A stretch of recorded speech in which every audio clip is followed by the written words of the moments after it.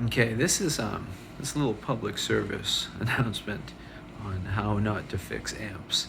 There's someone had gone in here and replaced all the filter capacitors. This is an old Ampeg SVT, and it's just such a sloppy job. It's crazy. Things like, I give him an A for effort for using a pencil to try the, make sure that these capacitors were held together tightly by the zip tie. Being a little bit facetious here. So anyway,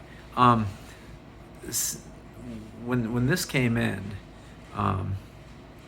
there were things just hanging loose because someone used zip ties to hold the capacitors to the chassis, along with these little adhesive pads that you'll kind of find sometimes with wiring.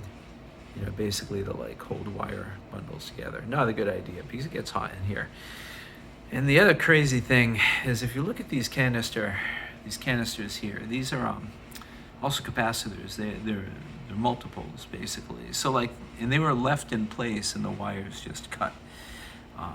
So like this one is 3 capacitors inside of it. It's a 70, a 40, and a 40 microfarad. So if you look up here, those two blue capacitors are 2 of them, and this Illinois capacitor one here is the 3rd one. So if someone had drilled out the rivets like this and replaced the can, you get rid of this huge mess, which is completely unsafe.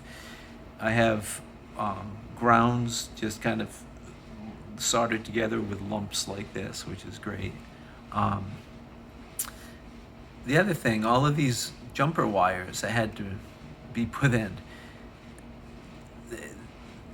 these were reversed accidentally. So this capacitor, should have been attached to this junction and vice versa. And the funny thing here is, whoever did this had enough sense, or at least enough information, so they labeled all the capacitors based on what's on the schematics. So they didn't do it completely blindly. So I'm not sure if this came out of a shop or something like that.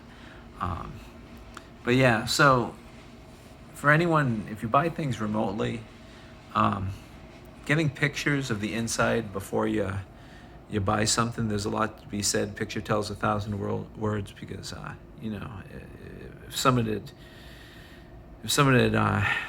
had seen this beforehand, I don't think they would have bought it. So anyway, it's fixable, but it's a disaster and completely unsafe.